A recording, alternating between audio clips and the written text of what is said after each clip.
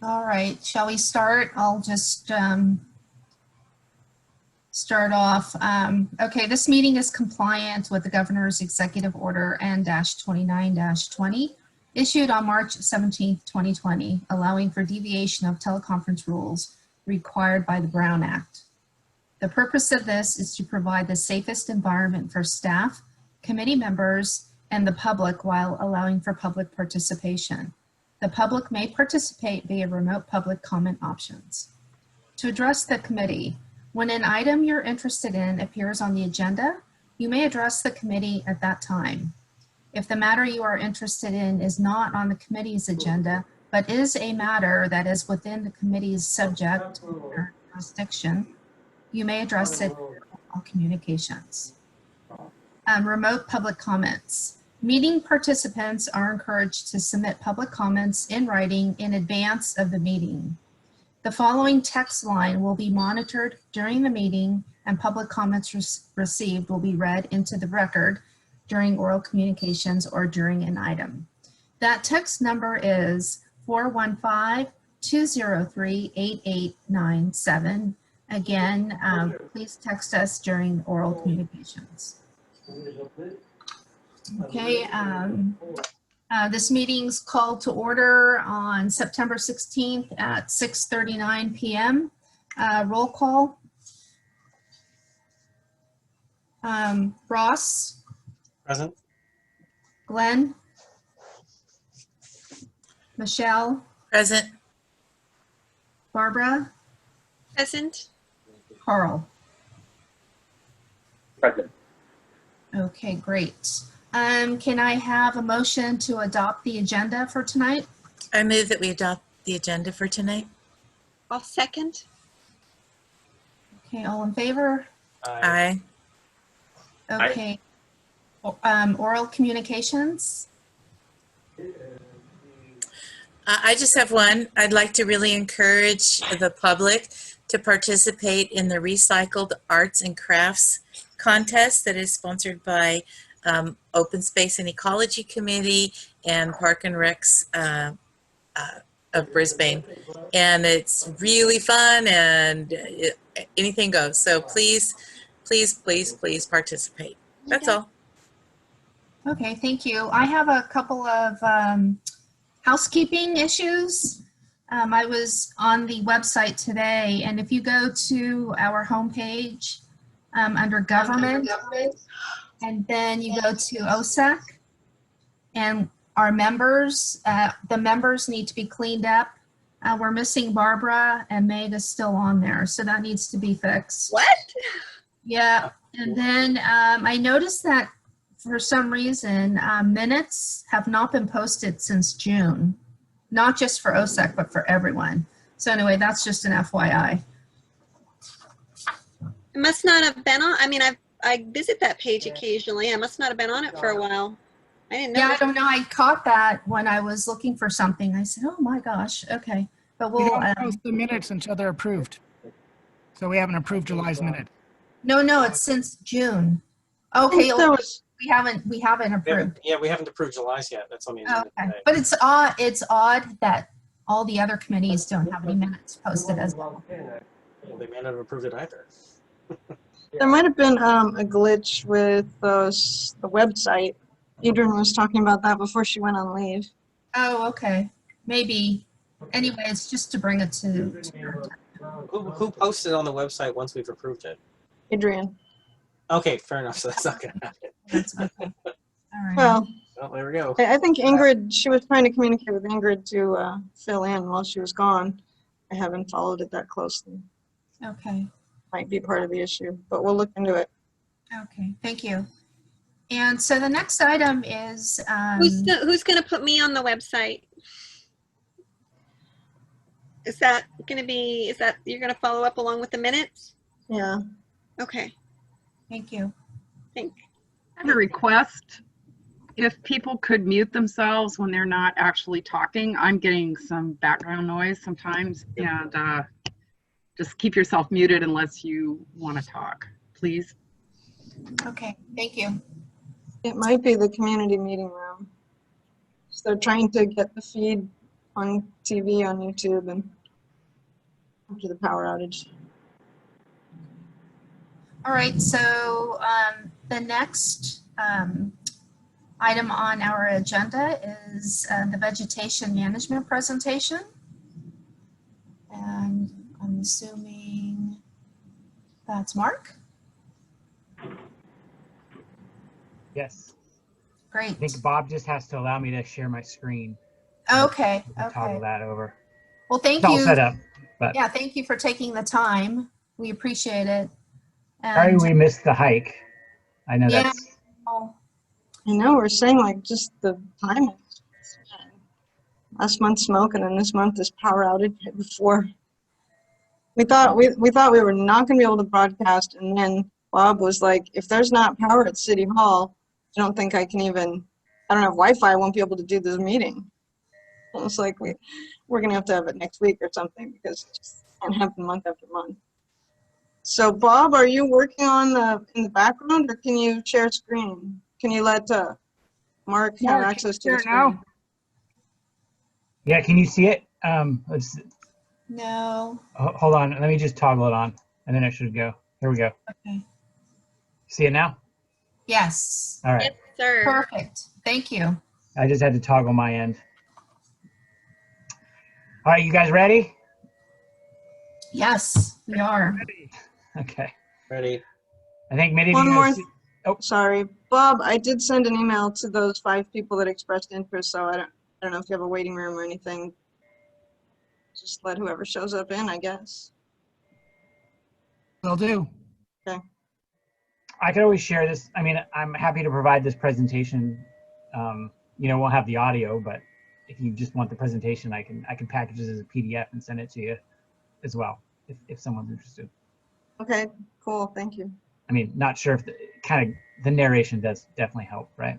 But Well, Bob's So- recording you, so we have that. great. All right, so I think most of you, based on the little thumbnail pictures of your faces, I've seen most of you probably last year or the year before. I'm not sure if there's anyone new, but I do believe most of you know me, Mark Heath, and I work for this company on Point Land Management that has been just managing your acres for the last couple years under this company, but previously I was affiliated with another company called Shelter Belt Builders. But nonetheless, the management has been relatively continuous for almost probably a decade now with me and my staff from those 2 organizations working up on the Brisbane acres for you. All the way back to Fred. Let's see, hold on, I'm giving that. Oh, there we go.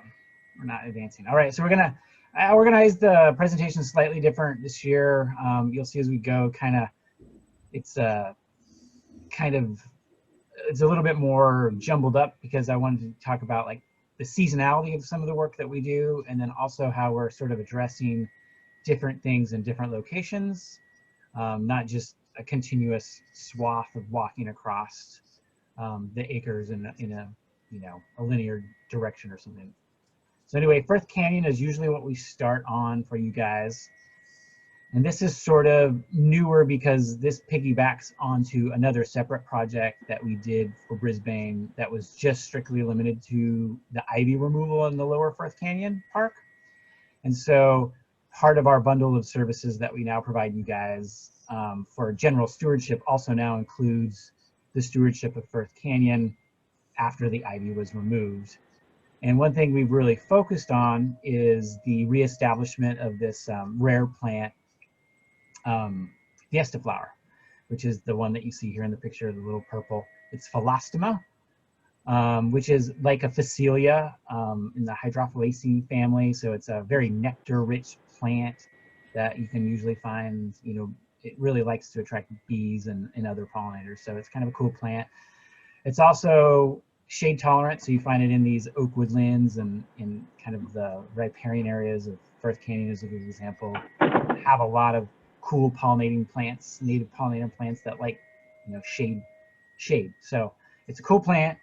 It's not rare in terms of endangered or anything, but it's just one of those plants that has been lost in the local region. It's no longer found in San Francisco County. It once was. Well, actually, the only location that it is found in San Francisco County is Yerba Buena Island, which is, it's not technically on the San Francisco Peninsula. You got to go across the Bay Bridge, and there's a small population there. And then, throughout California, it's more common.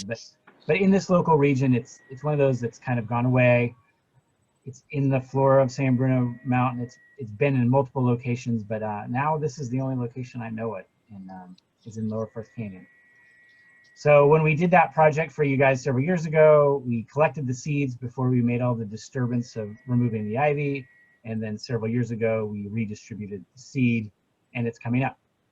And this picture should show you that it's coming up with a bunch of other weeds. And the one that we've been most focused on in the last probably year, really, is Ehrharta grass. Because Ehrharta grass is, has really come in after we've made some of that soil disturbance. So this year we spent a lot of time in the winter months, so the rainy season, spraying a grass-specific herbicide specifically to target Ehrharta grass. And this is what it looked like during that period. And so the nice thing about that is it really makes room for the fiesta flower, and then also a bunch of other native weeds, things like miner's lettuce and other non-native weeds, as you can see here. This is kind of what it looked like mid-year, and we still have some weed problems, but they're not as noxious as Ehrharta grass is. So the biggest problem, I think, is fumaria, which is just kind of a sprawling annual garden weed. But it behaves much the same way as the fiesta flower, and so they're kind of coexistent. But basically everything's doing really well. A couple years after seeding, I think we seeded last winter, and then 2 years of treatment where we hand pull all the broadleaf weeds, kind of like a gardener would, and then we spray the Ehrharta grass about every other week during the rainy season just to kind of get that knocked back. Wow. Mark, I have a question. Yes. Is that fiesta flower something that we can also seed in Costañas Canyon and Sierra Point Road Canyon? Yeah, probably. I mean, wait till it gets going, I would say. So Okay. you get like a good population. But it comes up really, I mean, it's, even though it's, rare, it's certainly not hard to grow, right? It's just you take the seed, you sprinkle it around, and as long as there's a good condition for it to grow, moisture, it should do pretty well. Okay. And this year is the first year we saw a lot of this. This is a cousin. This is a Phacelia, an annual Phacelia called stinging Phacelia. I think it's Phacelia maliflora, if I can remember that correctly. It's not the showiest of plants because it's kind of got this dull white flower that turns brown fairly quickly. But again, it's just a really nice native weed that takes off and kind of outcompetes some of the other weeds. And so also a really good pollinating plant. So I'd say Firth Canyon's coming along pretty good. It's still got some weeds to deal with, but the Ehrharta grass is on its way out, and I think we're definitely to the point where the fiesta flower is going to stick around for a while, because it's more than just the 1 or 2 plants that we initially found when we started the project. There's probably 50 or 60 plants at this point. All right, so moving on, I spent a lot of time there. Wait, one more question. Oh, Do you have you had much insurgence of ivy? Not as much as I expected, actually. Mm-hmm. So we have more problems with just secondary weeds, things like Italian thistle has really come in, that fumaria. Native weeds, there's a lot of miner's lettuce, so that's fine. And then there's other things like I think the nightshade, the black nightshade, which is sort of another kind of garden weed that got really established in there. Yeah, no broom or anything like that. Not really. Well, there is quite a bit of broom adjacent to your property that was never treated because it's on a private parcel that's right adjacent to Firth. And so we spray around that property, but obviously we can't spray the private property, so there'll always be some broom trickling in there over time. Thank you. It is shady though, so I don't think the broom really likes the deep shade of most of Firth Canyon. It's always going to be on the edges. Yeah. So this slide I'm just going to keep showing you, and I think you can all see my cursor, and I just kind of want to walk you through where we're going. We will start, I think the first part of the year, we definitely started again at Margaret on the stump retreatment for the eucalyptus. And here's an older picture just showing the margin of the areas that you remove trees here on the left and the areas to the right. That might be, not sure if that's showing as right or left, but anyway, this side-by-side comparison of where the trees were removed and then the private property where the trees were not removed. So that's kind of what it looks like. It's kind of a step back scale. This is what we kind of want it to look like, which is there's this really just fantastic grove of native coast live oaks that are intact and growing on your property and then on some private property. That's what we want it to look like over time. And so we get there with, you know, just getting rid of these eucalyptus. And this is the most recent cut. I think you've had several smaller projects that have cut these trees over time. This was the most recent cut. And so the most recent sprouts are basically like right as you enter your property on Margaret or Paul. I can't remember if it goes Paul. Margaret, Paul. Paul and Margaret, basically. Yeah. But they were such big trees, and they always tend to resprout for several years. We used to just kind of hack off the resprouts with a hatchet and then treat that portion. That didn't seem to be as effective. So we did this last year, and this was not this year, but we started doing this last year, was just recutting the entirety of the stump, like kind of a girdled cut at the base, and then applying herbicide again to the entire perimeter. And that actually seemed to work really well. So I think it's a little bit more effort because it takes chainsaws, but I think it's probably better in the long run because we're only retreating these bigger stumps than like once or twice instead of like multiple times throughout the year. Other things to consider, that's what's up there. There is a small patch, and this is striated broom, so it looks a lot like Scotch broom, but it's actually slightly different than Scotch broom. I think it's technically Portuguese broom is the common vernacular, but it's got these striated bark patterns. But there's a small, it's mostly on county property, but you do have a little bit in your upper kind of Margaret Hall grassland areas as you climb the hill. So just be aware of that. But otherwise, most of what we deal with for you guys is in the either the there's another site where you removed a large acacia, and so we're either managing the understory regrowth of weeds in the acacia area or the eucalyptus area. And this just shows you a little bit of the English ivy that we keep pushing back. The majority of the ivy, then there is actually frankly quite a bit growing on private parcels right at the edge of yours. So again, this is one of those things I think we only really at this time can kind of push it off your property and beat it back. And it will always keep creeping onto your property because it's not treated on those private properties. And there is a little bit of our heart of grass as well. And this again is just coming in because there's so many of these trails that go back and forth to the private properties, and people have this in their garden in town, and it just continues to kind of creep up into your acre's property. So that's what we kind of do in the winter time. That's kind of our winter area of work. So there is kind of a seasonality to what we do.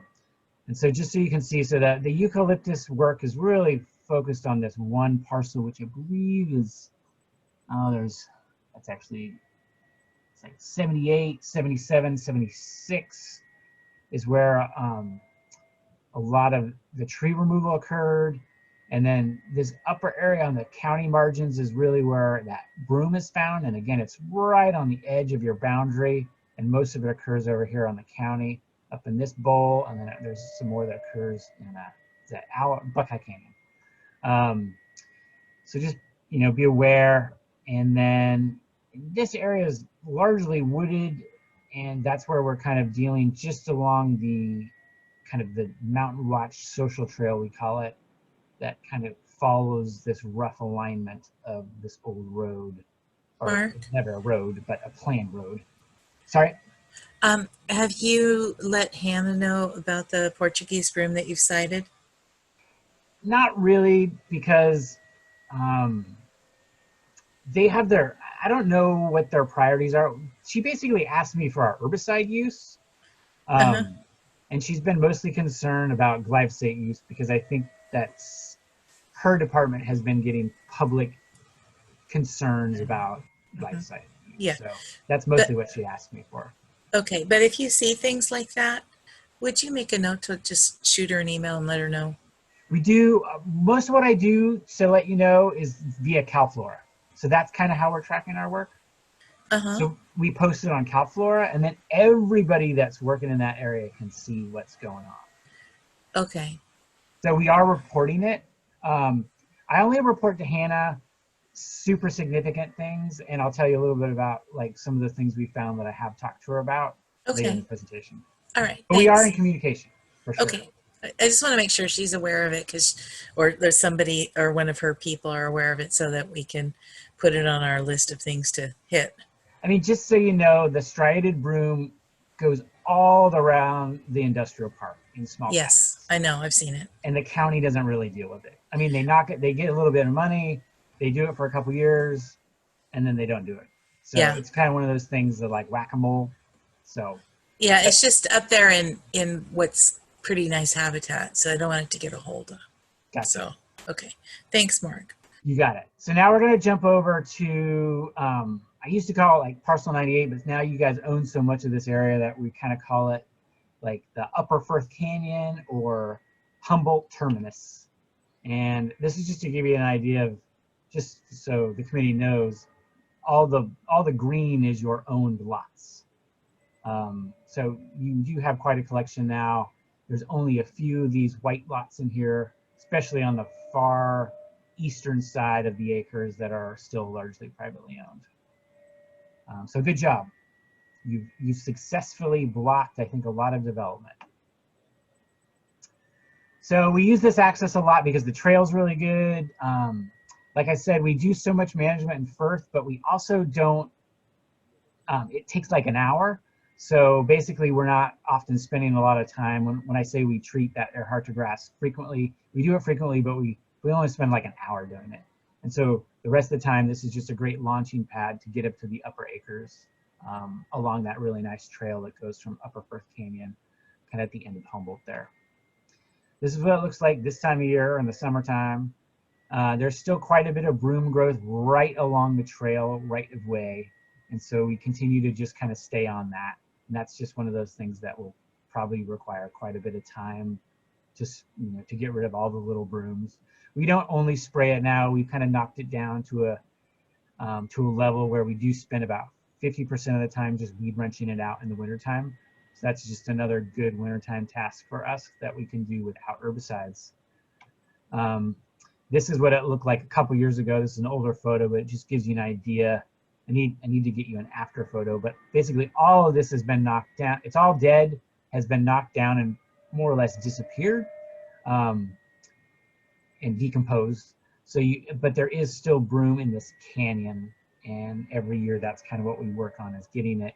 All the resprouts tend to kind of emerge from the wooded areas more than the grassland areas because they're hard to find. This is just kind of an overview of the area that the trail kind of cuts right along this right of way here. And then we do mostly broom work down here, and that is the number of that parcel. I don't have that in my notes. But this upper area, we spend a lot of time doing cotoneaster. So this is after you get up sorry, to that plateau,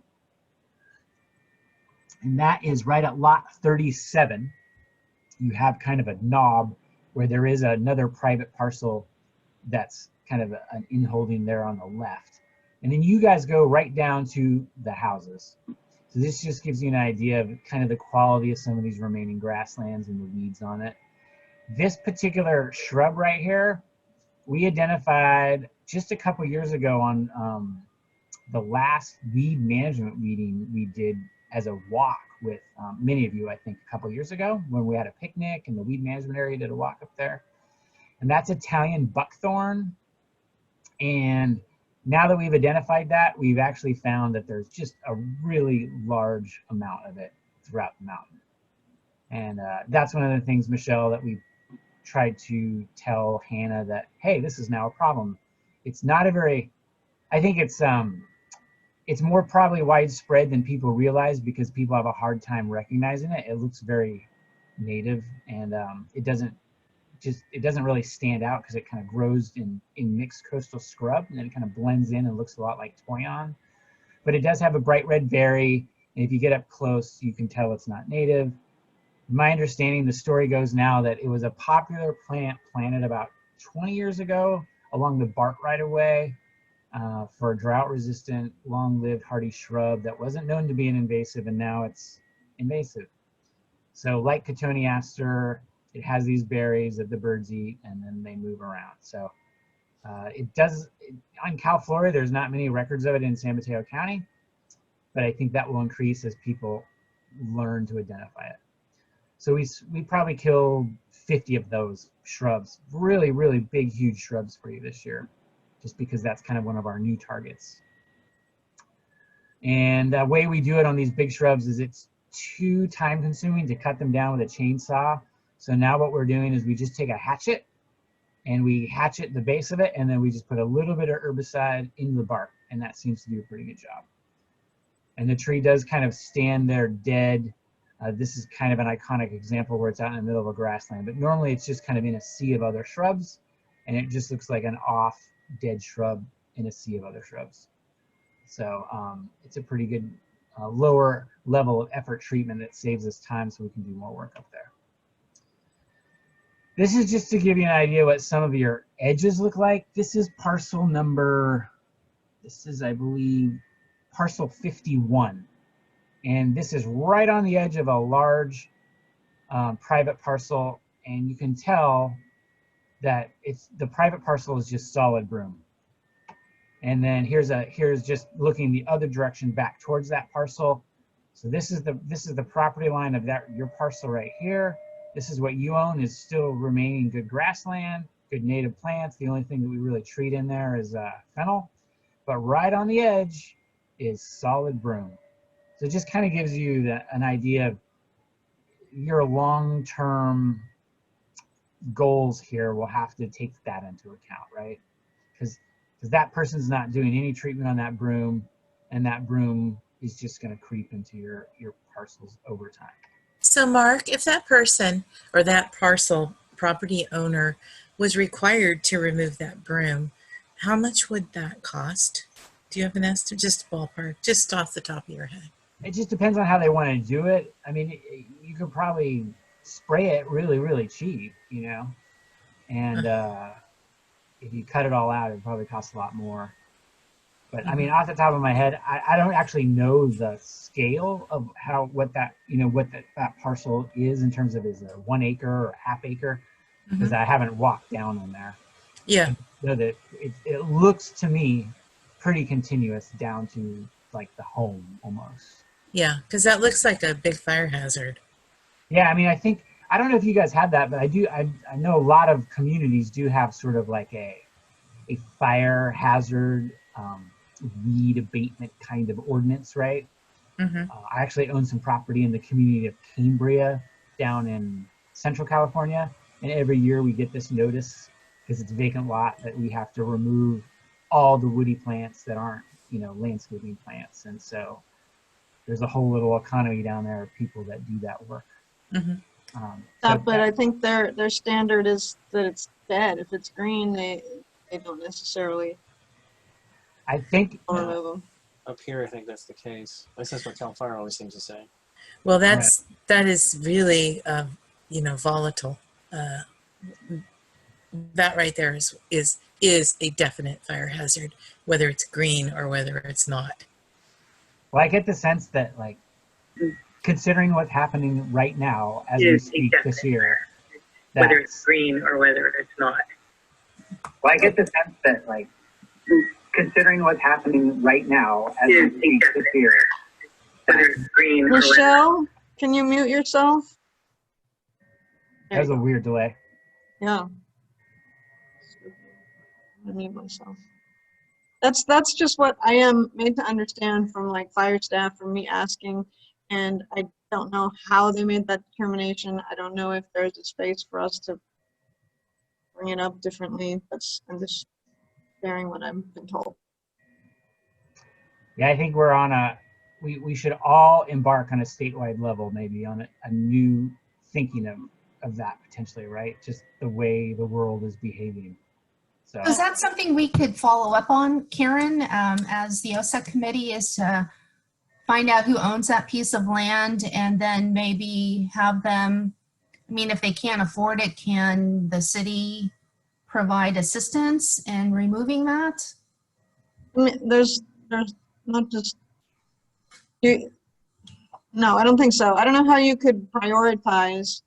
And I was thinking that Glenn wants to speak and we should let her, but I was thinking that you guys were going to come up with, look at making a recommendation about policy. It's also not really something we've been assigned to do, but we can talk about that. Won't our invasive species ordinance that we have a subcommittee working on would cover that, wouldn't it? We just look at perimeters. Sorry? I think that's maybe a discussion for, we're kind of going off of the presentation, so. okay, I'm going to continue. So on to some better news. So also in this vicinity is I finally found Diablo sunflower and like confidently ID'd it. I've been looking for this plant for quite some time.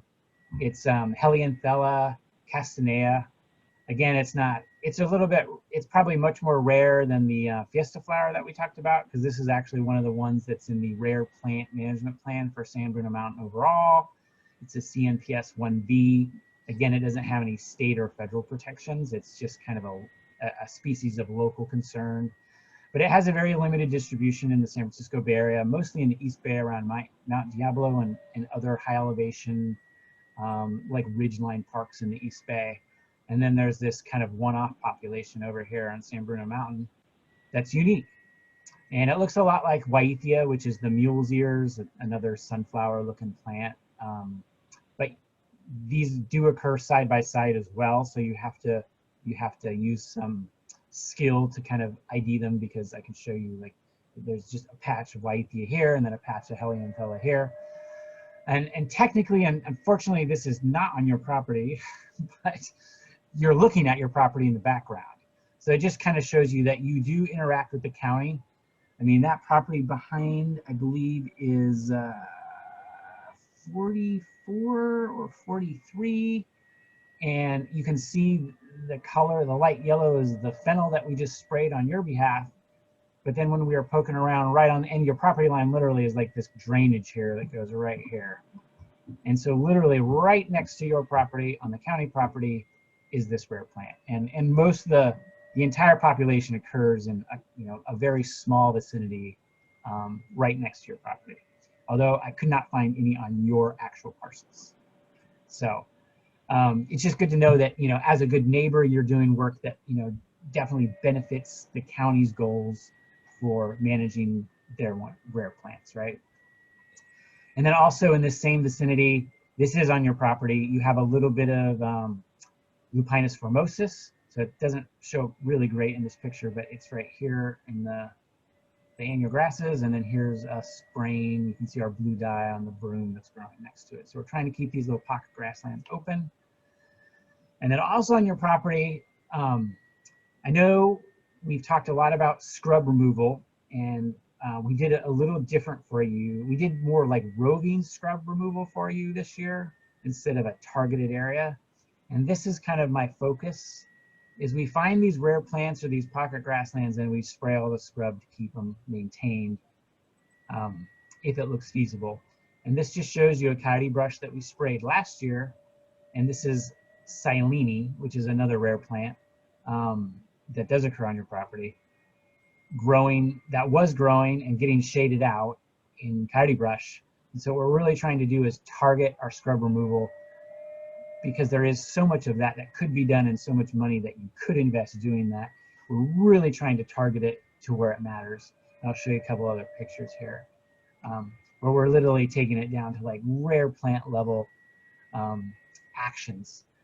So here is, again, this is Helianthella, and the property line, it's kind of hard to tell in the picture, but there's a deep drainage that is your property line. So your property is over here, the county's property is here. But this is the Helianthella, right on the very, very edge of the grassland, getting absorbed into this scrub. And then there's a close-up of it. There's, you know, it's just this, it's a survivor, right? So you've got this right on the margin of the grassland. It's just getting overwhelmed by a pretty nice native shrub, right? That's Holodiscus. It's not one that we ordinarily think as being, you know, an aggressive colonizing shrub, something like coyote brush or toyon would be. But nonetheless, this is basically the story of San Bruno Mountain. We have more carbon in the air, and you know, whatever temperatures have just made it really nice for scrub to overtop grassland. And in that, we're losing these, not only the grasslands and the butterflies, these unique populations of rare plants.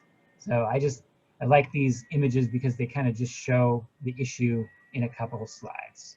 The scrub overtaking the grassland plants. And this is just to give you even though it's not looking its finest in terms of its flowering period, this is when I have the best time of identifying it, because you can see these really long bracts that come off the flower compared to Wyethia, which has really short bracts. So it just really stands out this time of year. Otherwise, in the springtime, they're just great big yellow sunflower looking flowers, and they look pretty close to the same thing. So again, that area that I keep talking about is basically this drainage. I don't know the name of that drainage, but it's right here. And there's this very odd, steep, straight line parcels boundary with the county that doesn't relate to the topography at all. And it's been hard for us to navigate because it just doesn't make sense. You got to use kind of GPS to figure it out. This year I told Bob and Karen we were actually using some new software that's basically fairly inexpensive software that you can get on your phones now that overlay all your city-owned parcels and the parcel data to Google Maps. And so that's what allowed us this year to be a little bit more targeted, like right on the edge of the property line. We could be a lot more confident that we could really get into corners and sections of your property that we ordinarily couldn't really navigate from paper maps. And that really has helped us kind of find some of these rare plants and really know where they are in regards to your property line. So now we're going to talk about basically kind of the fringe where we don't do a whole lot of unique work. It's just kind of more of this basic stewardship. And that's the far eastern margin of Harold. And it's basically between this Humboldt access and the city-owned water tanks. It's kind of this mixed grassland and shrub area. And this is what it looks like. This is just kind of a generic view. It's probably mostly shrubland with a little bit of remaining grassland. Again, this is looking down to the city-owned water tank, which is right here. You can kind of see it's quite a bit of shrubland, but there's, you know, some grass in there. And again, this is maybe the most grassland size that you have in these little patches here. And that's why I think, you know, when we talk about this every year, like, you know, what kinds of shrubs can we remove? It's just, there's so much shrub cover in the acres that to make a dent in it would cost so much money. And so that's why I think instead of doing a targeted, focal, big mass removal of scrub in one area, that we really focus on just saving butterfly host plants, saving rare plants, and really keeping the open grasslands as open as possible. And most of what we see up here is broom sprouts and cotoneaster. Here's an older shot of cotoneaster. Here's an older shot of cotoneaster. And this is what it looks after we're done with it. We do tend to cut this with chainsaws, buck it up and pile it, because we want to make these, since these are, the seeds just come right back up, we like to have those areas open so we can keep retreating them, because every year these are just a flush of little cotoneaster seedlings. So that's kind of the, you know, it's one thing to remove this big cotoneaster shrub, but then you have 5 to 8 years of treatment of where that shrub was, just to make sure it doesn't completely reestablish itself from seedlings. And so that's just, again, kind of remind you of the long-term nature of this work. And where those cotoneaster shrubs often come from, and then also some of the native shrubs. This is another sort of target system that we're looking at. If we have a nice little rock outcrop full of dudleas, and this is a little arabis, which is also a rare plant, and just a nice collection of natives grown on this really unique little rocky outcrop, often it's covered with coyote brush. So that's where we treat the coyote brush. That's where we treat the toyons. That's where we treat the coffee berries, just to keep these high value little spots as free from shrub cover as possible. This is just an odd photo. When I was poking around in the brush, I don't know if you can see it very well. I need to put a little, but this is an old Thomas Reed butterfly grassland survey marker. This little orange spike. Oh, That's wow.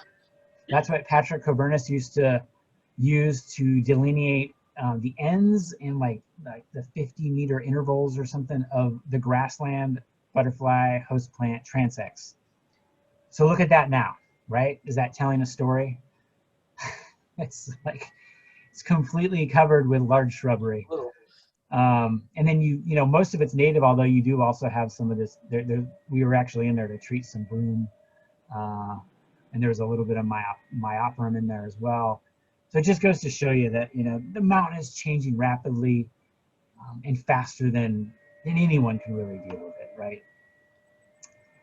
This is another picture of just kind of a general overview. You've got the eastern terminus of the acres over here. And then this is kind of just like middle, kind of random parcels where we just seasonally roam to treat fennel. And the fennels, again, there's plenty of it to do every year, but I feel like it's just something that you got to do every year.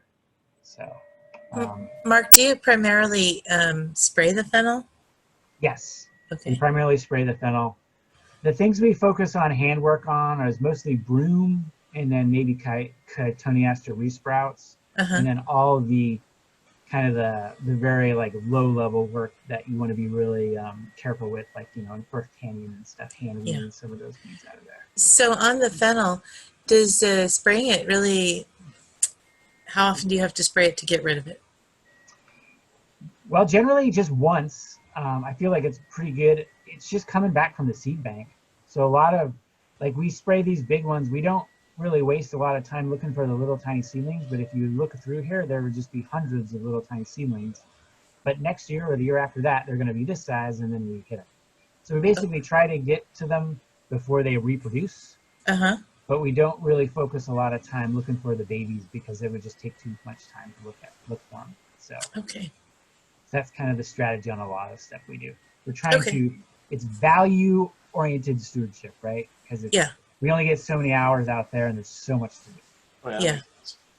There's just so much fennel over in the area that we're working off of Monarch Drive and Mission Blue Drive. Yes. And it's really hard to remove by hand. It just does not come up. I agree.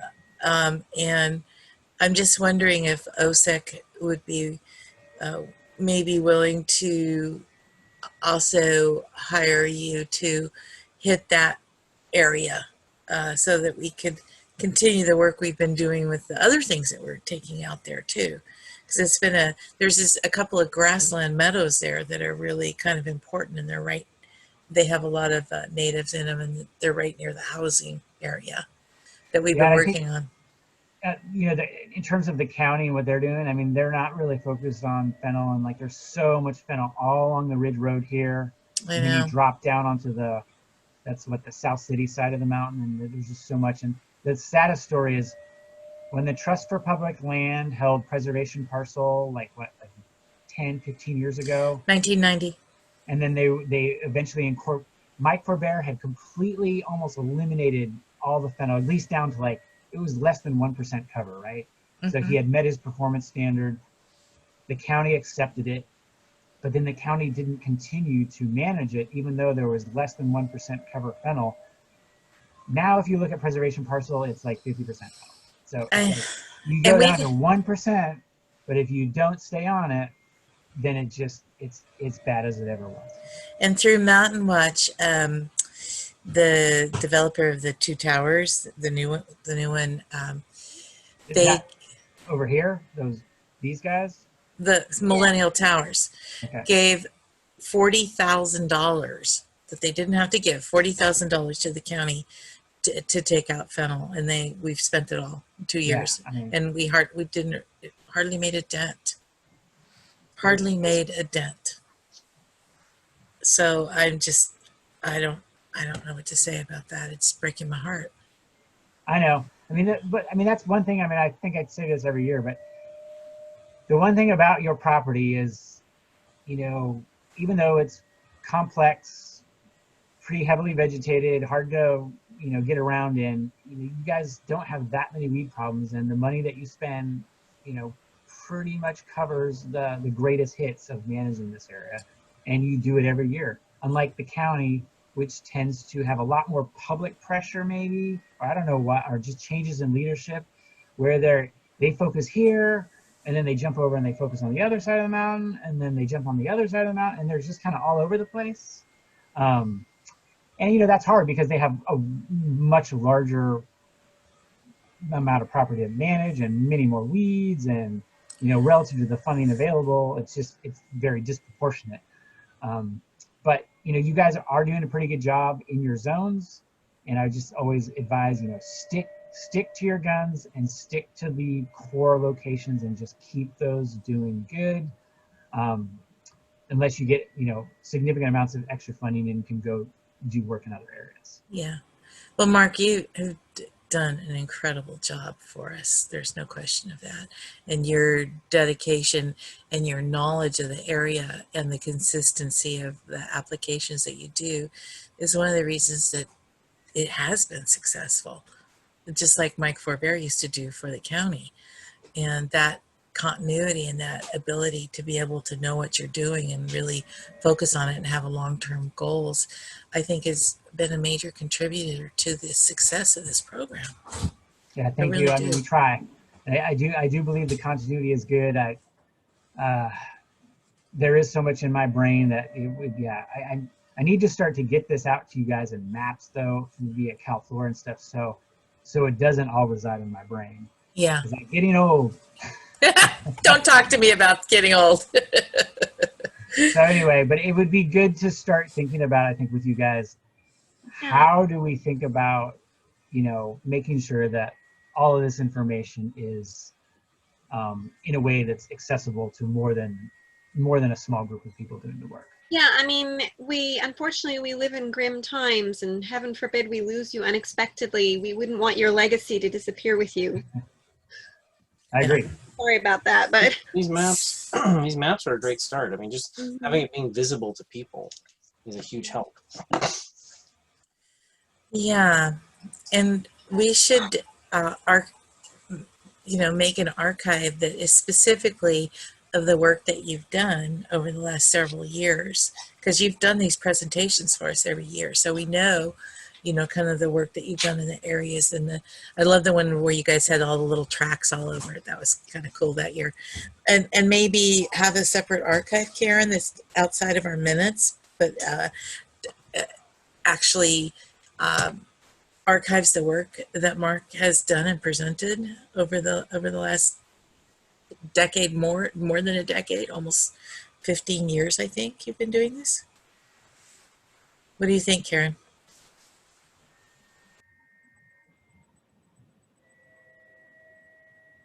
you're muted, Karen. Sorry, got a lot of background noise where I live, so.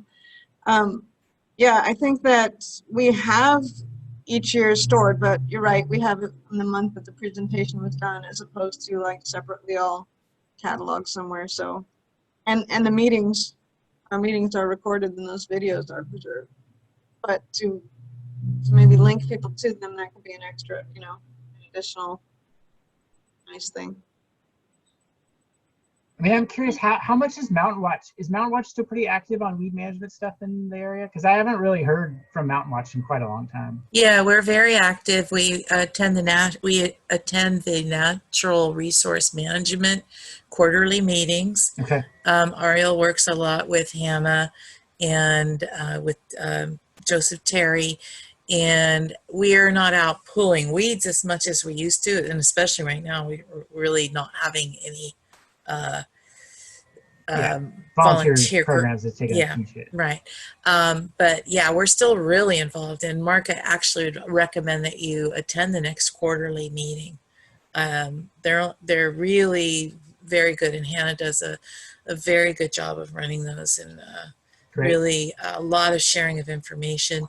Dave and Doug usually come, Mountain Watch participates, Joseph is usually there, Hannah and her team are usually there.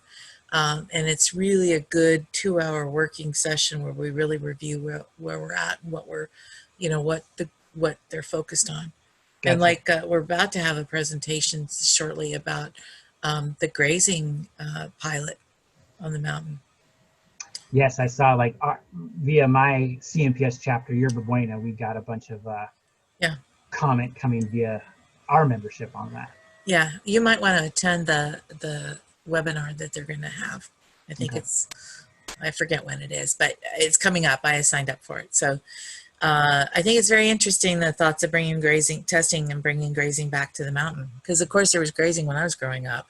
Yeah, it's going to be interesting. I'm a lot older. I got chased by a bull when I was a kid on the mountain.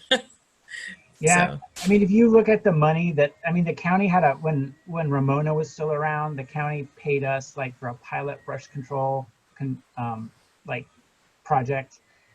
And, it seemed good on paper, but, when you get out there and you realize the sheer amount of vegetation there is to remove, especially on like an annual basis, it's just not the kind of thing. And again, it's timely because people are talking about that in major media right now, right? I mean, you have people talking about forest management and vegetation management for abating fires, and it's just, I think people don't really understand the true scales of what it requires to manage vegetation. And the fuel loads involved. Your mountain. Rake your mountain, give me a break. Exactly. One of the things that a Mountain Watch is trying to do is to form a technical advisory committee to explore using fire as a tool for grassland management on San Bernardino Mountain. They had started to, back in 2006 when the wax myrtle fire went south, literally, because that's all grown back, right? I mean, you could already tell there was a fire there, right? Right. I mean, you can in some ways, but you really can't. And it's too bad because that was a case where the people who were running the show didn't really understand the nuances of the microclimates of San Bernardino Mountain and started their fire way hours later than they were supposed to. And it came close to some houses in the Northeast region. People really freaked.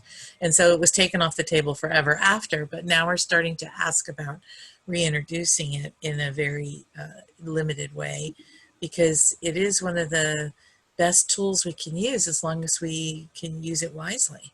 Yep. So, but people are very risk adverse. But look what happened to Owl and Buckeye Canyons, in particular Owl Canyon, because of fire suppression for so long. We built up an 80-year fuel load that caused an inferno and forever, ever changed the landscape of that canyon. Yep. It will not grow back in our lifetimes, or probably ever, in the way in which it was before it was incinerated. So it is really, and grazing is a step, but really we do need to look at more aggressive practices if we really want to maintain a grassland habitat and not be a completely shrub-covered mountain. And the work you do is amazing, and you've saved these rare pockets of plants that grow nowhere else. I mean, like the grasslands up, I always point at my screen, it doesn't do any good.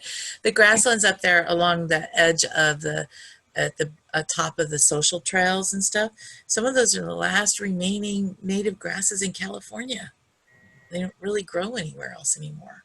Because just near your areas here, I mean, there's really, all along this ridgeline, even though a lot of it's on county, some of it comes on your property. These are some of the best grasslands, right? That are like the last to probably succeed ever to shrubs, because they're on that thin rocky soil up on the very top of the windswept ridges of San Bernardino Mountain. Yeah.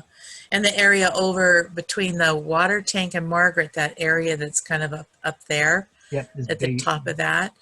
big area here. Yeah, there are some, and also more to the kind of northwest of where your arrow was.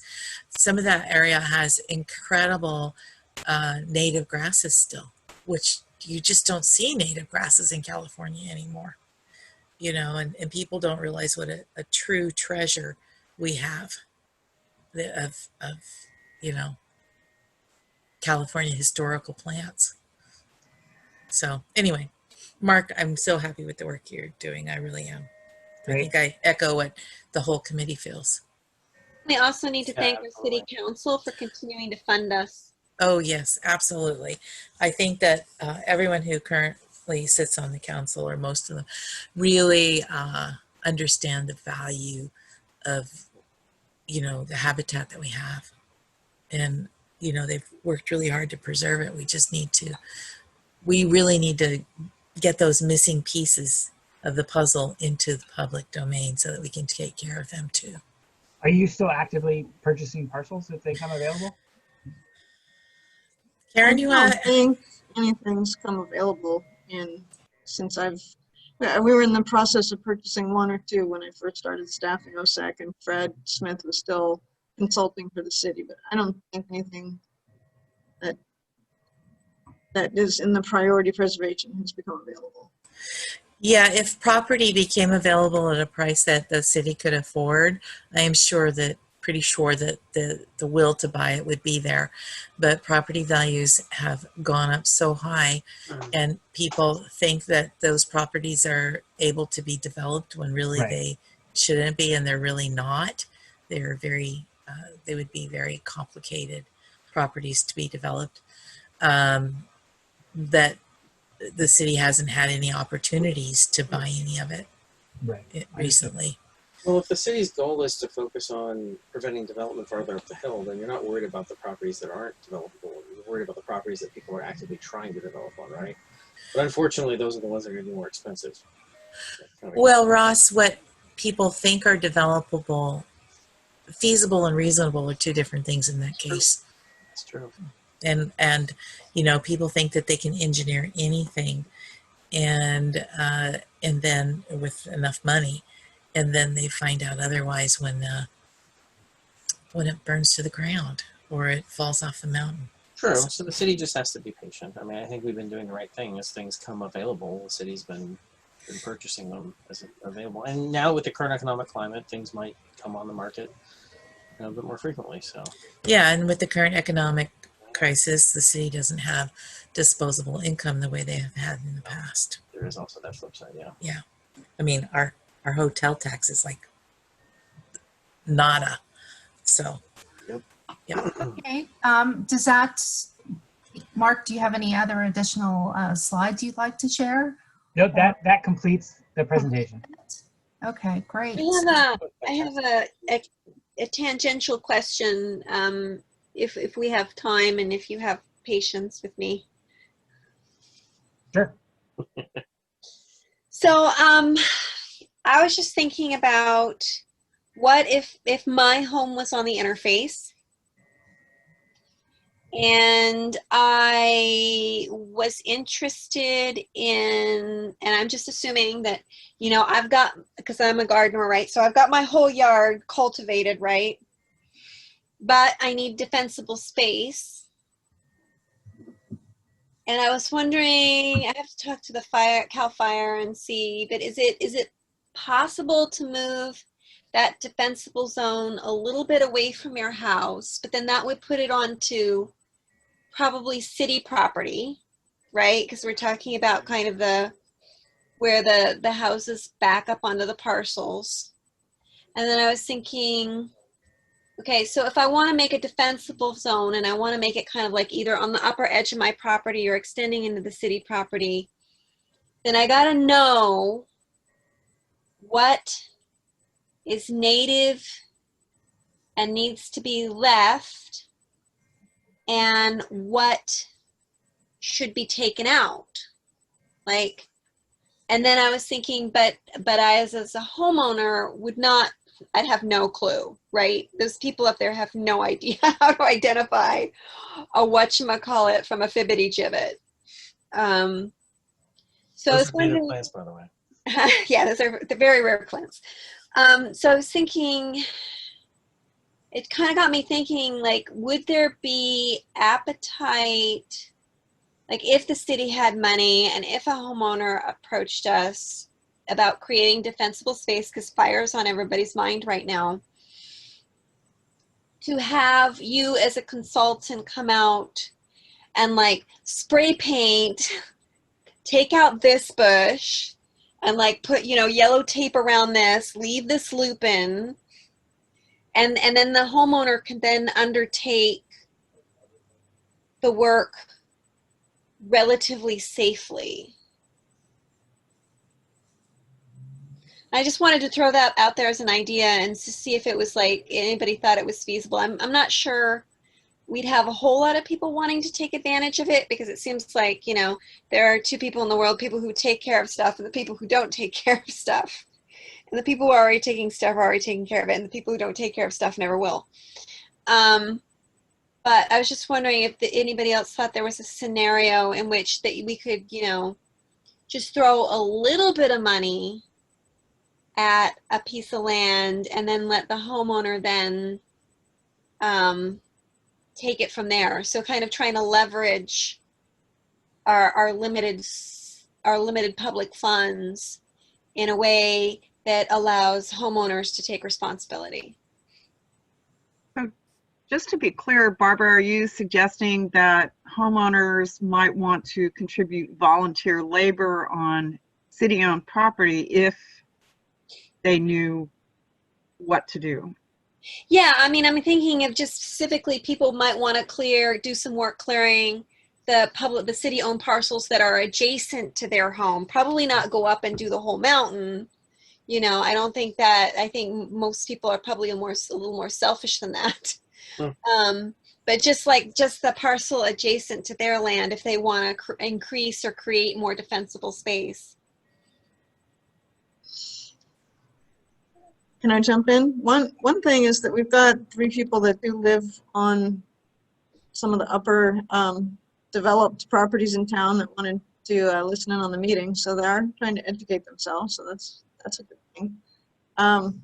We have the budget for vegetation management, so you know, if Mark's fee was X and it was a very small portion, I would think conceptually that could be something. There is a budget there. I mean, it's an interesting question, I guess. Yeah. Yeah, I mean, I don't think we're going to solve this question today. It's just like we're all here.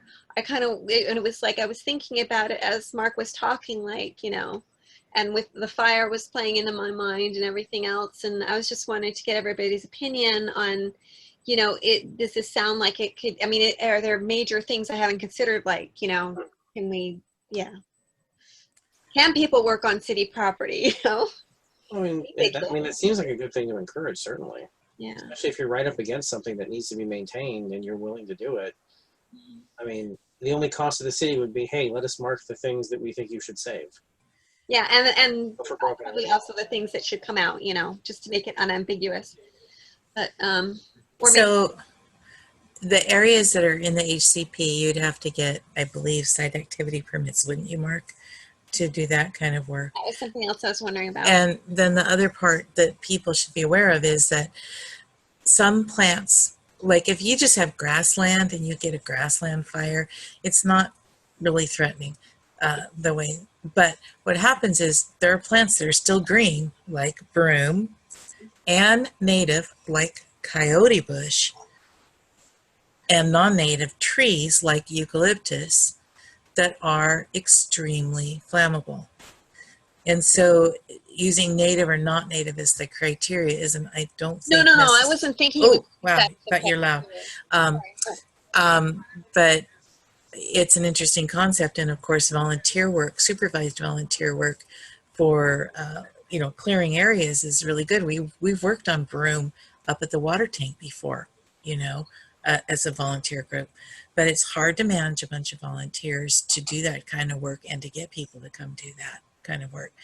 And I think that if people, private property owners, took care of the flammables on their own property initially, especially those that live in the interface zone, would be a huge step in the health of their own trees, like making sure that their trees are healthy by removing ivy, like we talked about, and some of that type of thing.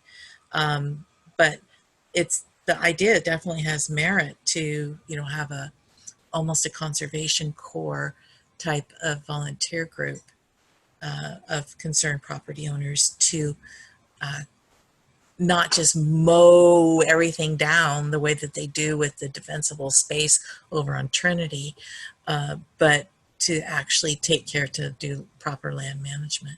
What do you think, Mark? You're the expert. I mean, yeah, all I would say is just, I would say sometimes the native versus non-native doesn't really hold up that well for the fire safety. I think you kind of have to, in this era, we have to look at all the vegetation kind of. Yeah, I mean, did I say that? I didn't think I said that. I didn't mean that.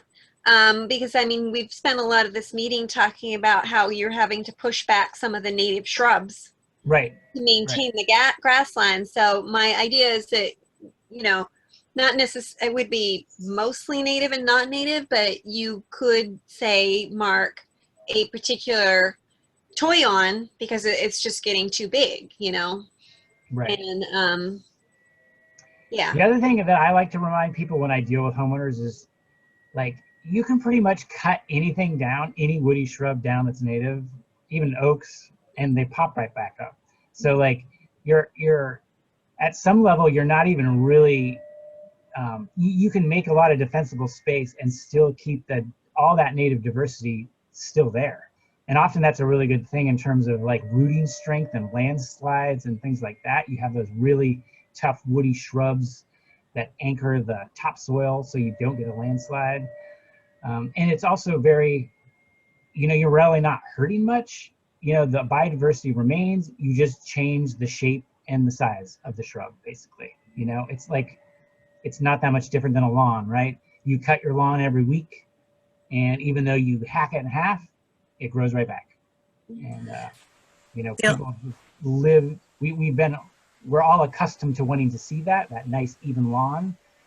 But now we need to get accustomed to, like, seeing like a nice leveled amount of low growing shrubs around your house, let's say. Yeah.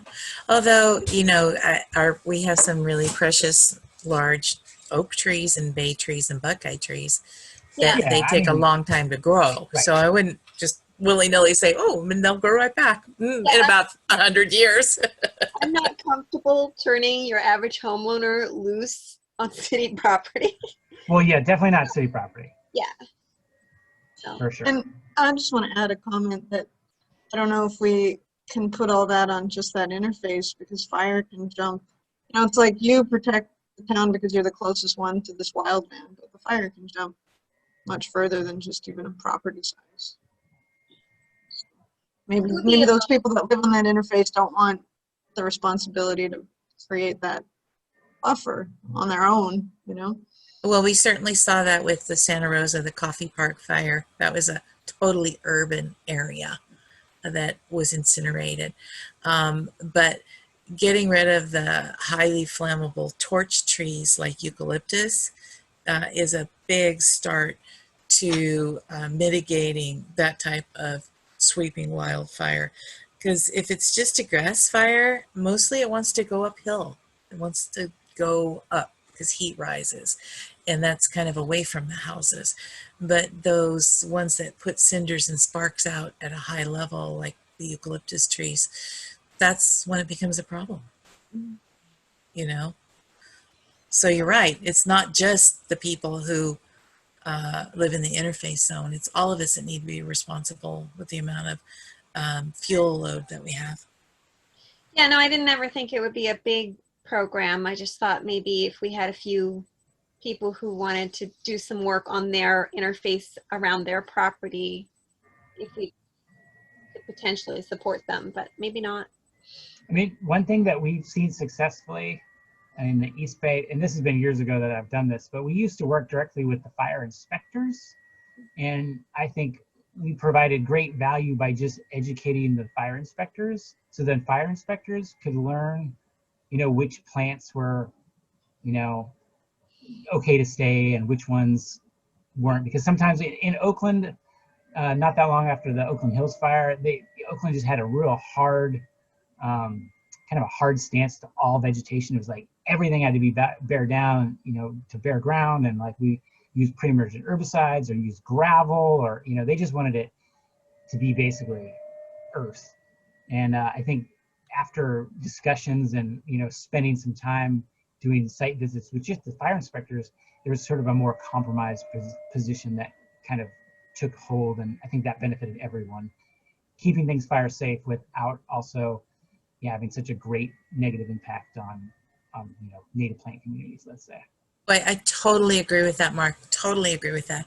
And Karen, if there's any way that we can arrange to have Mark work with our fire inspectors, it would be a miracle, because that's exactly what I've seen here. Exactly what I've seen here. And to have your expertise imbued onto them would be amazing, because they're so caring and they know they want to help and they want to do it, and I know that they can. And with your expertise guiding them on some of that, we could come up with a much better plan than what we do now. I What is that? just want to jump in because of timing, and I think we have guests in the Zoom room that may want to ask a few questions. I want to be sensitive to that. I don't know if there's, Bob, if you can still see if we still have members of the public. It looks like we have three. Yes. I just wanted to make sure they have the opportunity to ask any questions. Hi, this is Erin Becker. I actually have a question, or maybe a suggestion. Mark, I thought you gave a great presentation, and I really appreciate it and the work you do. I am very new to Brisbane. I've lived here for 2.5 years, 2.5 months. And I'm still trying to get a handle of everything going on my property, but I do live on the interface zone, and my landscaping, it's important to me to not be responsible for causing any erosion or contributing to fire danger. That said, there's a lot of work to do on the house, so I also have all of those things to balance. I'm kind of pulling on Barbara's comment. I don't know if Fibbity-Gibbet from an extremely invasive plant that might actually, not be a fire issue, but something that I don't want overtaking everything in my house. So what I'm wondering if there's an education component, so that people like me who don't know what to do but live in the interface zone know at least how to take care of their own property. Yeah, I mean, maybe that's something that the Open Space Committee could work on, is just some real generic guidelines. I mean, there was some stuff that I could cite from the East Bay again, that just because the East Bay had that gnarly fire in 91, there's been so much work in that kind of thinking. But they had like graphical standards that I think was actually done by a landscape architect firm. And it didn't really even have plant species. It was just how you could shape native and non-native vegetation to be fire safe, but also beautiful and, affordable and doable to the average homeowner. So there might be resources like that the Open Space Committee could help with. I'm not sure, but just getting some more generic resources for the entire community that wouldn't necessarily require like a specific site visit on a specific parcel, but would be applicable over a wide array of common, scenarios on the mountain and in Brisbane.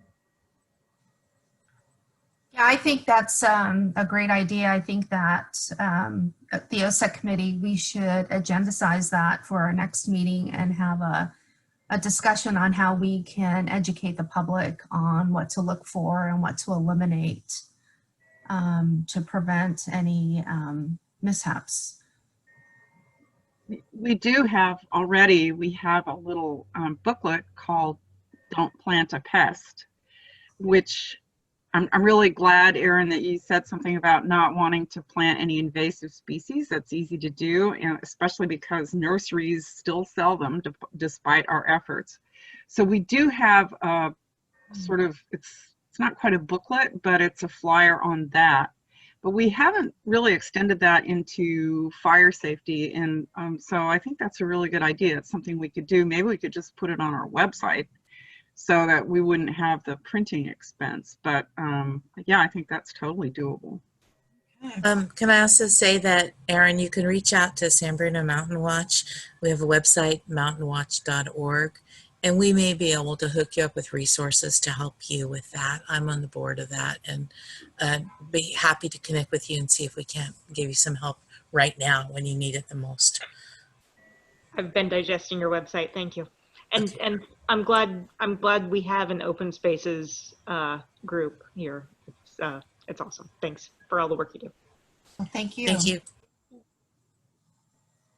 Okay, if that is it, we want to thank you, Mark, for taking the time to update us on all the great work that you and your team do. And the message is very clear: being consistent with the maintenance of these areas is key to maintaining it. And so thanks again. Cool. Mary, do we have other people in the waiting room? I thought there was 3. Yeah. That was 1. Are there Does 2 anyone more? have any questions or comments? Now's the time to speak up.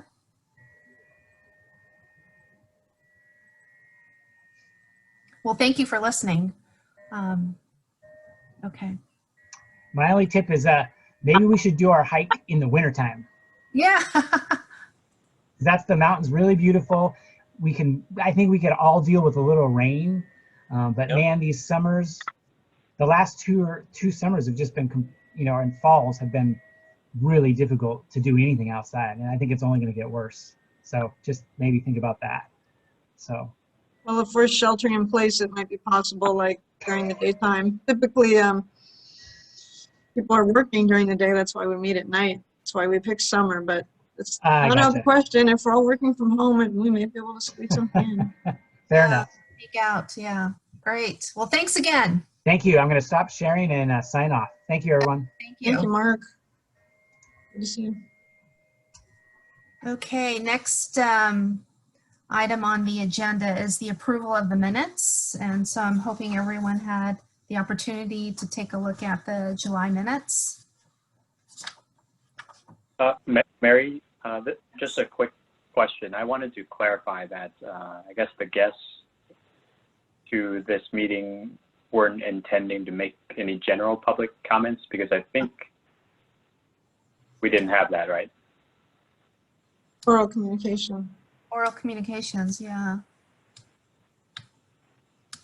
But I don't know if everyone was in the room at that point in time. Oh, okay.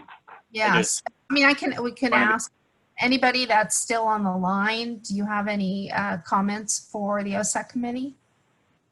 I'm seeing that we just have Aaron still here. Okay. Yeah, I think that's it. Yeah. Okay. Yeah, we don't usually have guests in these virtual meetings, so just want to make sure. Yeah, no, thank you for Okay. talking. Yep. Yeah. So approval of the minutes. I move we approve the minutes from the July meeting. Do I have a second? Second. All in favor? Aye. Aye. Okay. Do I need to run through everybody's names, or that's all good? Okay, next is, no, there's no old business. Staff updates. Karen? Okay. Got a few. Let's see. Oh, Okay.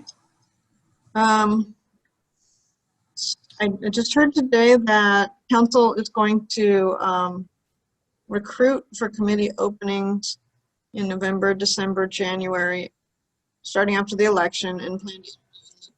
So they're rolling in. We have one open seat, right? So they're re-recruiting for groups that have an open seat. They wanted to reopen it, and because I think because COVID had taken so long that they hadn't taken action, that they're just going to reopen the recruitment. So anybody whose term is up will then reapply if they want to reapply. And then they plan to get people on in January. Glenn, do you have a question? You're muted. My term was up, I think, this past January, and I don't know whether I was reappointed or not. That's a good question. And So I may be I may not be a legit member of the committee.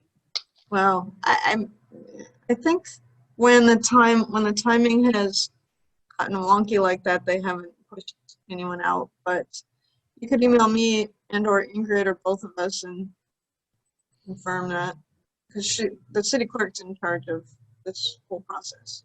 You're kind of breaking up, Karen. I couldn't really understand you. Oh, I'm sorry. You could email me or Ingrid or both of us. She's in charge of this process.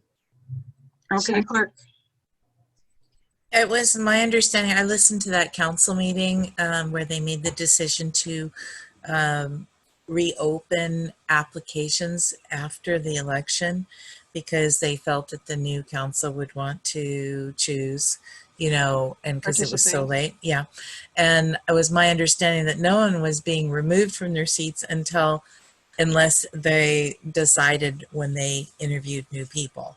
So I don't know whether you have to reapply or your application that you put in already is still good. That's the only question I have. Yeah. Okay. Which I think that'll come out when they start announcing. Yeah. And I think it was more because they did not still have enough interest in some of the other positions on some of the other committees or commissions, not so much ours. But I hope they make it clear to people who have applied that they would still want them to be an applicant. So just because they're opening it again doesn't mean that they don't want the people who applied. And I think that's really important to stress. And that was really clear in the meeting that they had. I felt it was clear that they were not saying, we don't want the people who applied. We're just saying, okay, it's been so long, we're going to open it up and make sure those people are still interested, and if there are any new people interested. Okay. That was my understanding from the council meeting. I may be wrong, but that was what I understood. You can watch it on YouTube. Thank you for filling in. Bob told me to turn my video off so my sound might be better. Well, it's on the calendar, but we've been working on, in Adrian's absence, the building efficiency program voluntary pilot. And I put a placeholder and I didn't count, but we've had about 8 Zoom meetings with about 4 or 5 property owners that wanted to participate in the pilot. And it's been really useful, number 1, to get their data, number 2, to kind of interact with them about what they know about benchmarking their building, what they know about energy efficiency, and some of them, the ones that maybe are property owners that lease buildings that have a whole portfolio, they're really on top of it. They're already benchmarking. They're all looking for efficiency options. And then in those calls with the consultant, we would get into really the nuance of what they can do to make that better. And they kind of got on the call like, yeah, we already do this, but you know, what do you want? And they came away from the call like, oh, that's great. Look at all these things that I learned about it. And then some of them were just barely figuring out how to get on Zoom and how to log on. So we've had a couple of calls with them, moving them forward through the process and still finding out things. You know, I don't know if you guys would have seen, I guess we're just sending the blast out to commercial buildings, but we're mentioning who's participating in the pilot. And like, for example, Byrite has been willing to participate, and we're finding out lots of ways that they can possibly, what they're doing. They don't just have solar, but they have the battery for demand management, sort of like load shaving, and ways that they might be able to be more efficient and, you know, get better money savings from that. So there's still, it feels like in the pilot where we're able to handhold with people, it's really been a win-win. It's just what I'm seeing is the obstacle is like, it's tough. Even just a benchmark, it's a little bit tricky. And so we're not going to be able to walk all 120 buildings through it. So that'll be interesting next year. But then we are trying to get the climate fellow, and hopefully he'll be able to do, you know, a reasonable amount of customer service with people and help them through that process. Also, the consultant we've met with on Zoom and had some email exchanges with Bayren, with San Mateo County, and with Peninsula Clean Energy to find out the resources that they're going to put on the website. That was one of the wishes from the subcommittee, was like, let's make the resources accessible to everyone. And they would also, we might even have, I think we intend to have residential property resources too. So that's going to be really great. And then on top of that, there's a regional meeting of other cities that benchmark. So far, the ones that I've known have been San Jose and San Francisco. And our consultant suggested that we talk about sharing those resources too, because if they're further along or less further along than us, let's do that together, because the resources tend to be the same. So I thought those were all good things that are happening. Charge point, the EV charger, we've had to keep switching that thing, rebooting that thing once or twice a week, and now finally we've got someone to come out and check if whether the circuit breaker itself needs to be replaced. I don't know, I was wondering if anybody had gotten any feedback that people were having challenges, people in the community were having any challenges using the charging station in the village. Yeah, there was somebody who mentioned on Facebook, like, what is up with that thing? It's down more than it's up. But that was just one person. But people, I guess that says that people are noticing that it is being flaky. Yeah, I mean, I think it's pretty tough. If it's not going to work when you need it, then you're going to find another way to, get your power. The other challenge that I heard was people who were not happy about the power being shut off to the village while they worked on it. Not just the day, but ongoing. Yeah, I had thought they had scheduled a time, and I don't know, PG&E, they didn't even communicate. They said, well, we're going to come after hours. We'll be there at 7 p.m. And I was like, hang on, it's a shopping center. That's not after hours. There are restaurants. Okay, well, we'll come early in the morning at 6. No, there's a laundry, there's a bakery. You got to get here at like 3 o'clock in the morning. So I think I don't know, did they end up doing it early? They might have done it not early enough. That might have been the problem. But there was a repair, and there's still the circuit breaker issue. So we're continuing to work with our service provider. This is all under warranty, right? I mean, Yeah, nothing yeah, on this. yeah. Okay. Does the warranty have any language about making repairs in a timely manner? Or a permanent manner that they stay fixed? Does ChargePoint run the charger at Sierra Point also? I don't know. Because that one seems to be more reliable. It's just not as convenient it's not nearly as convenient for people in town to use. Yeah. I'll look that up, because I mean, it's an interesting data point if we ever put up any more, that if a different brand works better than ChargePoints.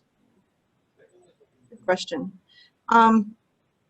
Tomorrow on council's agenda is dog park resurfacing. I mentioned this. I know that it may be controversial, but I thought it was worth mentioning that the plan is to move forward with decomposed granite over most of it, and some pods, some areas of canine grass, and the upside, maybe obviously it's not as lush as what dogs have become used to, but it'll save a lot of water. And one of my points about this is that when you have a turf, a nice developed turf that you don't want to be spotty and have holes, to water it 3 or 4 times a week. And I struggled a little bit with when we were in drought restrictions. You still want us to water this turf more than, more than anybody else can water their properties. So I think it's good in that respect. And I'm not sure, how, I guess it was recommended it's going to council. So if anybody's in support, I wanted you to know that was happening. Thank you. Guadalupe Channel, we rejected all bids earlier in the month, and I might have communicated, did I communicate with you, Michelle, about that? So the bids came in very high, and also Fish and Wildlife did not want to approve a permit for, the project was to put in geocell. And geocell is a man-made plastic product that stabilizes slopes in waterways and allows you to fill them with dirt and plants that would grow in, and you wouldn't see that geocell ultimately when the plants grew in. But Fish and Wildlife doesn't like the product and would rather that we left it in its natural state, even though we were going to take out invasive plants and plant back native plants. So we're looking at whether there's a possible way to redesign, because there was no meeting of the minds. So if we widen the bottom of the channel and lay back the slopes more, we can reduce the velocity such that it won't scour to a point that doesn't achieve the goal. And we might be able to place coir mat and plant. It'll look very different, the channel, so it'll be wider and flatter slopes, but we're exploring whether that would make sense. So the next step is that we're going to test the soils, and if there's any material in the soil that requires it to be diverted, especially disposed of, and makes the cost not feasible, then we may not have a project at all. And that's what we've been doing through that process. So Yeah, Karen, I didn't, you hadn't communicated all of that to me, but I did watch the city council meeting where they denied that, and that all the bids were not accepted, and I read that report, so I knew what was going on with that, and that was a good call, I think. yeah, I couldn't remember if maybe we talked about it. Yeah, maybe we did after, I don't remember for sure, but I did watch the council meeting where that occurred. I'm gonna turn off because I want to keep my sound okay. And if you've driven through on Guadalupe Canyon Parkway, you know that right now we're almost done with safety improvements. So Justin, you guys have met. He's presented to the committee. Was really dogged about getting a grant. So we got a safety grant because there'd been a couple of bike accidents and a car that had driven off the slope on the north side. And if you meet those points of having these safety issues, then you qualify for certain grants. So we're going to have rumble strips and official bike lanes, which means wider edge lines and bike lane signs, and then rumble strips in the center line to make that safer. And I'm telling you guys, because safer for bikes, it's not really a commute route, so it's kind of steep, but if it's someone's capability, then maybe it gets more people feeling safer on their bikes. So Karen, will these safety improvements include anything being done to the entrance to the park right at the top of Guadalupe Canyon? Because I think that intersection is really dangerous, especially if you're pulling out of the park and trying to make a left turn to go down into Brisbane. You really can't see down the road, and people rip up that road a lot of times. So I was just wondering, is anything going to be done about that? Yeah, you're not at the peak there. I know what you're talking about, but it's in the county. It's way beyond the city limit. City limit's just 500 feet past Carter. Okay. Yeah, of course. And we thought about trying to engage them and do a joint project, but it was a really short application period, and it wasn't really possible. Okay. Thank you.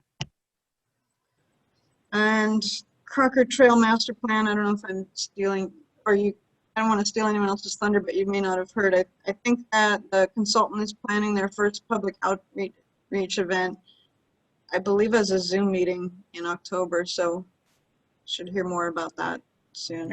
Are you talking about the Guadalupe Trail, Karen? Yes. Okay, let's start changing the language now, so we really, really don't call it the Crocker Trail. I would hate for us to name that trail after that person. It would be counterintuitive for Brisbane. So a little more on, go ahead, Carl. I think it's marked on Google Maps. As the Crocker Park Recreational Trail, right? Yeah, well, let's get it unmarked and changed, because it's not what it should be called at all. It's the Guadalupe Trail. So I sat in on a few of those committee interviews. I sat in on Mountain Watch and the Complete Streets one, and Carl, maybe not Mary, one of you you two did separate ones. And Ariel made that point, and I reinforced it too. So hopefully that comes out in their, notes from all of those interviews. And that's what I had. Bob, do you have a couple that or are they related to, Karen, or I had one that was a follow-up from our minutes from the July meeting.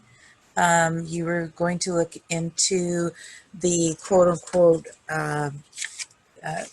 parcel up by Frito-Lay that was listed as sort of now is on the council agenda as being on the consent calendar as surplus.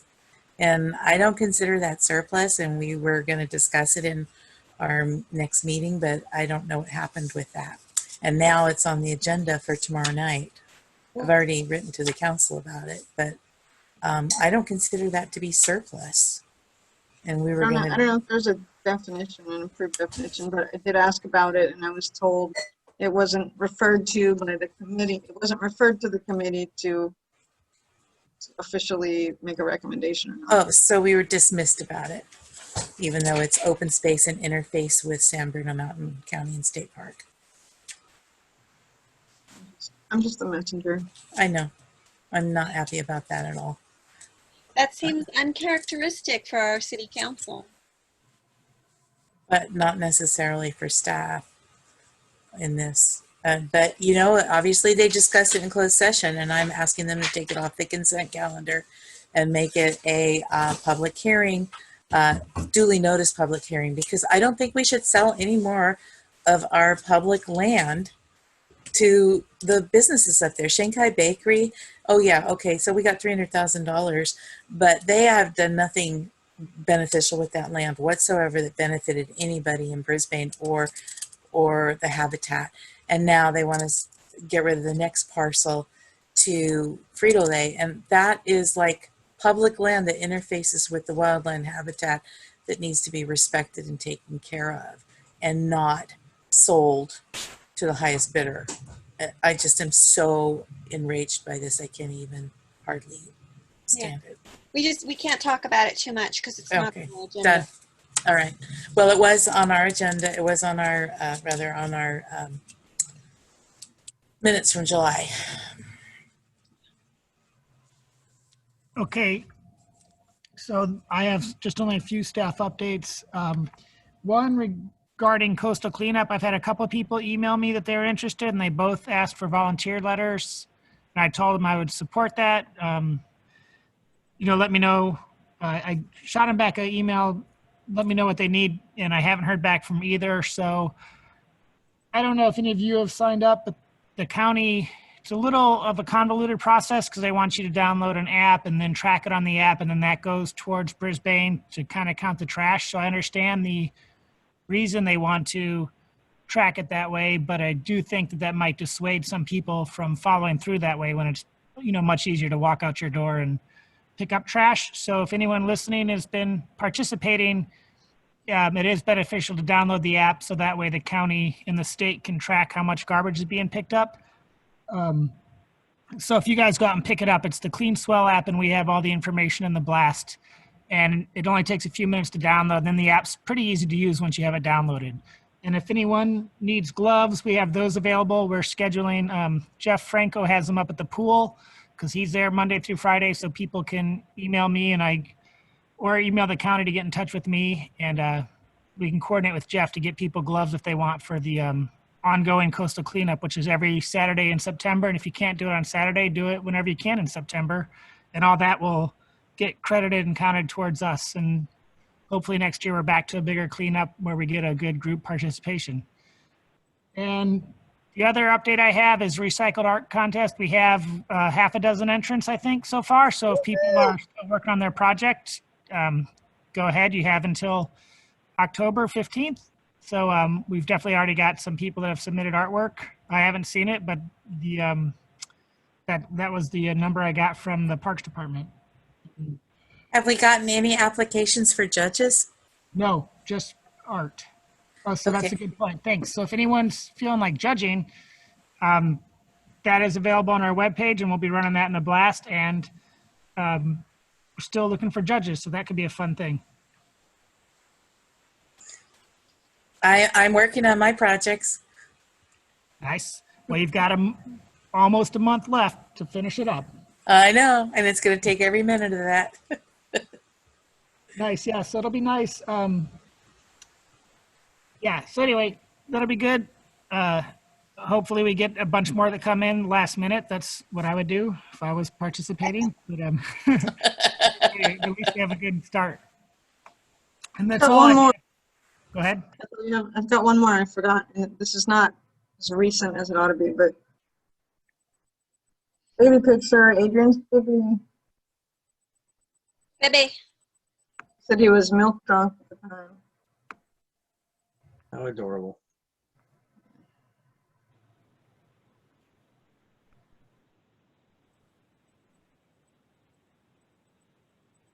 Mary, if you're talking, you're muted. No think wonder. Okay. I think Bob said he was done, but Okay. he didn't advance the slide. Okay. Subcommittee reports, open space, Michelle? Any updates? I mean, we pretty much talked about it during Mark's presentation, so. Yeah, and we still need to schedule a meeting. I'm Yes. hoping that we could do that soon. And then the only thing I had was that from the July minutes from open space asking about the parcel of the railroad trail. Mhm. Okay. Okay, perfect. Climate action plan? I'm not sure who heads that up. Adrian sort of heads that up, and Okay. we haven't been meeting because she's out on maternity leave.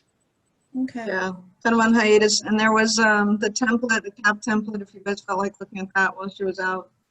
She sent it around right before she left. Okay. Events, well, our art event is scheduled for mid-October, and with COVID, everything else is on hold.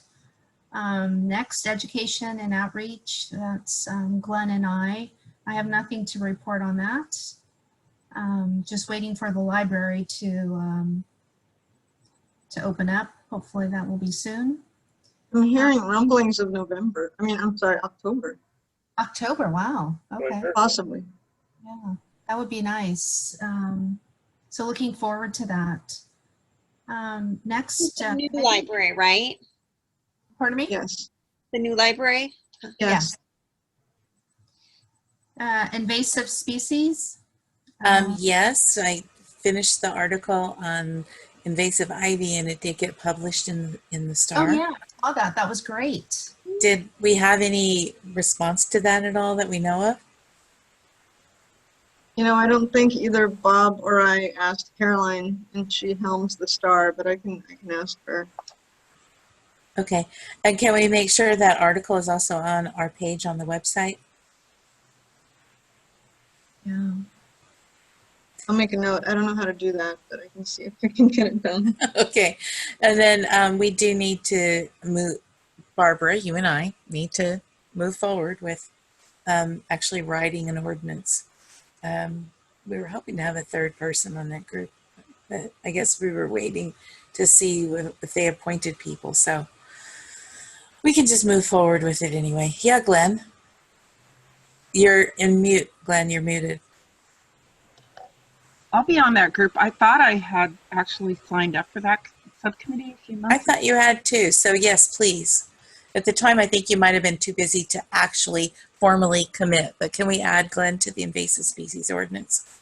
Yeah, will do. And then per our discussion earlier, maybe we should do a, if you're feeling like getting your quill out again, write an article about, or do some homework on what ideal yard would look like per Aaron's question earlier. Oh yeah. That seemed like a great one. You know, instead of just ripping out your ivy, rip and replace or this much, I don't know. Anyway, that seemed like a great spot to go in because I didn't have an answer off the top of my head for her. And so, You know, I rather than writing the ideal yard, I'd be more interested in writing about don't plant flammables. You know, sort of like on the broom, coyote bush, Yeah. eucalyptus, and some of the other things. What do you think, Glenn? Well, we're working on an ordinance, right? That would Right. help. You know, you Yeah. cannot. But one of the things that we discussed that you might have missed when we were discussing the ordinance was that we were going to kind of like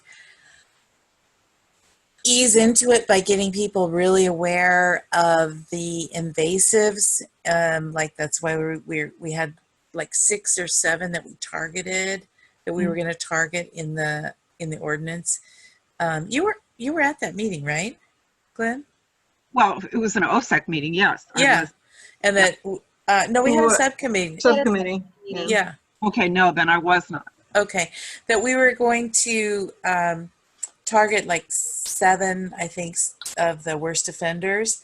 And as a way of getting people aware of that, we were going to do these articles and kind of build up to like why we're going to have an invasive species ordinance and how each one was going to be different. There'd be different parameters for each species depending on what its invading method was. And so that's why we started with the invasive ivy. So let's have another, Karen and Bob, can we schedule another subcommittee meeting on that as soon as possible? Especially since we don't have OSEC meeting scheduled for October.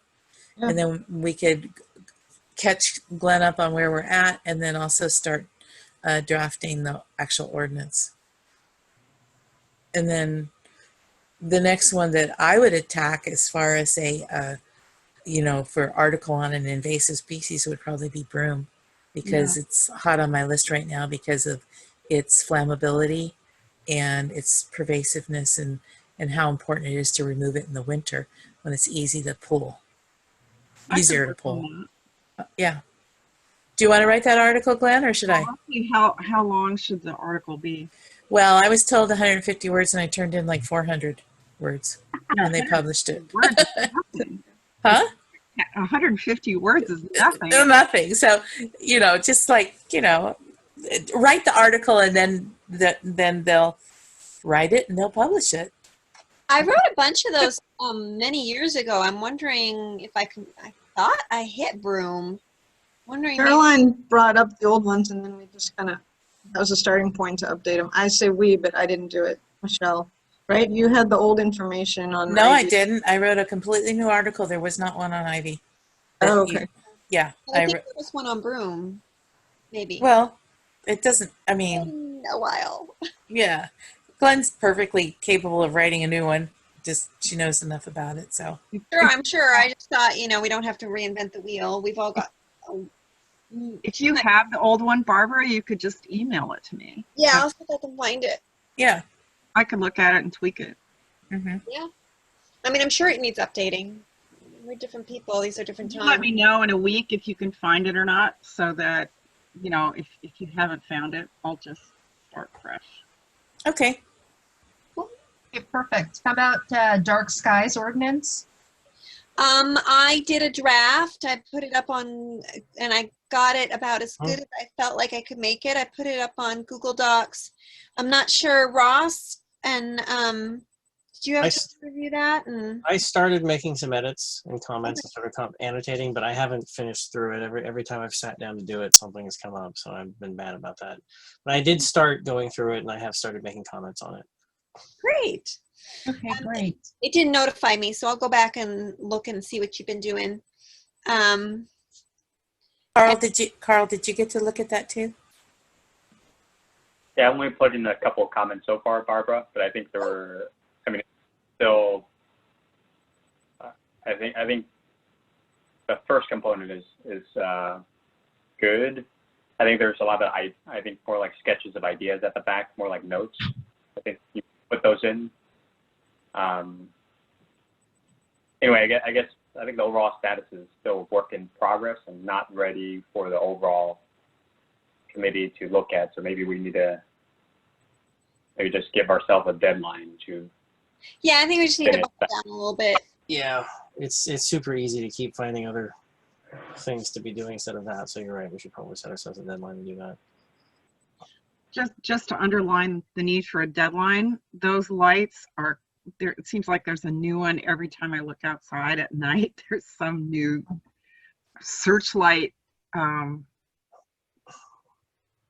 LED installation on somebody's porch. So I hope we can do this soon because it's a lot easier to keep people from putting them in than to get them to take them out after they're there or put That's shade true. on them or whatever. That's true. But the vast majority of the light is still coming from the industrial areas, Yes. and like just overwhelmingly so. Our ordinance, There's a lot coming from in town now. Even Midtown Market is like, whoa, beacon. This is true. Oh, yeah. yeah, when we decided how to approach this back in the dark ages, I made a joke. We decided to approach it from commercial mandatory and residential voluntary. And I still think that's the way we should start off, you know, but at some point, I think we are going to need to move the residential into the mandatory field. But I mean, I think we need to see what council says. Yeah, and you'd have to give people plenty of notice and all lots Yeah. of alternatives, and then there's the whole people complaining about safety and whatnot. So color temperature, I mean, there's a lot of it. Like focusing the light and using the right color temperature means you still have plenty of visible light. It's the people's love for, 5,000 Kelvin omnidirectional LEDs that's the problem. Yes. So, I mean, we do have stuff about color temperature in there. Because that is really critical, not only to minimize its impact on wildlife, but also to minimize its impact on people's sleep patterns. And also, I have macular degeneration in my family, so I try to stay away from those really blue LEDs because they're going to burn out my retinas. But yeah, I mean, color temperature is a huge issue when it comes to light control. So someone mentioned putting a deadline to these ordinances so we can get them off our to-do list. Yeah. Are you guys open to committing to like the end of October to get this done, or? Yeah, I think so. I mean, we don't have an October meeting, so I'm not No, sure. I know, but just to get a draft, and then we could review it at the November. Yeah, we've got it. Okay. All right. So the end of October. Okay. Okay, sure. Thank you. The next item is the Littman Science Fair. I'll reach out to the director up at Littman probably late October, beginning of November, depending on how the COVID issue is hopefully not progressing, and see what they're thinking of as far as the science fair is concerned. The 280 South Hill funds, that's the Guadalupe Trail project that we spoke about earlier. I know Carl and I spoke with the consultant from, I forgot the name of the consulting firm, but as Karen updated us, they will be starting the public outreach. So I'm hoping that a lot of the OSEC members are part of that and you can provide some input there. Next is the tree issues. So I have Michelle's comments. I have Barbara, I think you gave your comments to Karen. I need those in order to consolidate them and send out another draft to the subcommittee, and then we'll talk next steps. Okay. Sorry about that, and we'll forward those. Okay, thank you. And then the next committee benchmarking ordinance. That's Ross and Carl.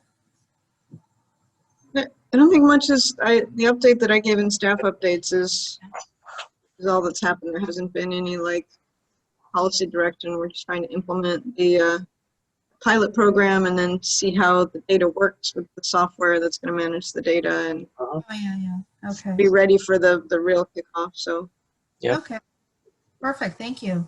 And then the beautification subcommittee, that's Michelle, that's you with Yeah, has there been any activity whatsoever? Because I have heard nothing. yeah, they haven't met, and because that's council's on that subcommittee, it would be Angel that would get in touch. I don't think they've met. I think it was kind of as issues came up that they wanted to, explore. Okay. Okay. They might want to beautify our poor little Christmas tree. I don't think it's going to survive, you I was guys. going to ask the same thing. And I keep thinking, well, who broke the irrigation pipe? Was it the I people thought who that planted too, the yeah. trees? Huh? I was upset when I found that out too. It's probably when they put in the tree. Yeah. It's just like, oh, hello. I hope that they make good on that. Well, it could have been our maintenance company that was supposed to reroute the irrigation. It could have been us. It could have. Yeah. I mean, Yeah. we should have known this sooner. It was disappointing. Find that out. Yeah. Have Glenn, we did you- given up on the tree now? Huh? Have we given up on the tree? Is Well, it? so we did an article on a blast, right? Not in the Star. So we fixed the irrigation problem. That's probably been 4 weeks. And the plan was always going to be if we planted something else, it would be in the fall anyways. So let's see. And now it's getting oxygen to its roots, and the trunks and the branches are green and alive underneath all those dead needles. So let's see if maybe it comes back, because there isn't anything to do right now today anyways, but nobody's highly optimistic that it's going to come back. Outside, long shot now. But it was essential to not go plant something else and have the same thing happen. So at least we know what the heck Right. went wrong. And yeah, tip my hat to everyone that said that there was too much water under there. We kept saying it's not groundwater, it's really not, but it was water. It's too much water. Yeah. It's really too bad because it's a pretty tree. But even if it is still, even if it is still alive under there and starts to come back, it's going to be years before it looks decent. We can spray paint it. I can be patient. I'm okay with it. You know? Yeah, I mean, I guess if it started to have green growth, it'd be hard to kill it at that point. Yeah. Like the Charlie Brown Christmas tree. Just, And in the meantime, the deodar looks better. just try. No, the Charlie Brown Christmas tree never had hope. It was never going to get better. Okay. So one other comment for the chat, the subcommittee that's called 280 South Hill Funds, can we just change that to the Guadalupe Trail Project, please? Well, we have the Guadalupe Trail Master Plan that we will correct the wording on. Okay. Yeah, right. Up Okay. above. Are you on? No, I chatted. I put that in there. Can we change the Crocker Trail Master Plan to the Guadalupe Trail Oh, Master okay. Plan? Yes. Because the South Hill funds, I believe we still have more South Hill funds. There are, Oh, yeah. yeah. Yeah. And that's why we faded it back, because kind of no action this time. Okay. Okay. Okay, great. So next screen. Yep, calendar items. That would be Bob. Yeah, perfect. So what is coming up? We talked about coastal cleanup. So download the app and do what you can every Saturday and Sunday in the month of September. And we just had our great presentation from Mark on the annual vegetation management report. October, we do not have a meeting nor any activities. Yes, we do. We have the Oh, deadline for the yeah. contest, so that needs to be Our on our recycled calendar. Oh, right. Yeah, so that needs to get on there. Yeah. Yeah. So why is October canceled? It's just hard for staff without Adrian to Okay. carry that load. I think we had the choice, right, of October or November. And we No, it chose- was September or October. Oh, September, October. And that was when we were going to meet last month, but Okay. Bob's picking up a lot. Okay. Yay, Bob. Okay, so October 15th is the recycled art event. November, we have our South San Francisco Scavenger Annual Report, and then a review of the OSEC subcommittee list. And I'm assuming that's when we go through and reappoint folks or change it up a bit. Yeah, I don't know. Yeah. Well, that's kind of hard because that's when we normally do it, but we're one member down, and then who knows when they're gonna. Yeah, so maybe we should move that to, I don't know, what, January or February? Maybe February when things have settled. I agree. Hopefully How- settled. I'm interested because I remember when we had a couple new members before, it felt like we a little bit we kind of went over what the subcommittees did, but it might have felt like a barrage. Like, hey, do you want to be on the subcommittee? Here's what we do. And they were like new to the whole sect and maybe felt a little unready to decide when they were brand new. And I guess I'm looking at Carl. Ross has been on the committee longer. Did it feel like too soon to ask you to be on subcommittees when you first were a member? Got to jump in the deep end, right? So, and just learn as you go. Yeah, I think some of the things I volunteered for, I didn't really understand. So when I first started. Well, but you figured it out, right? Well, no, I mean, think so, we could leave it on November to kind of just take a look at the list.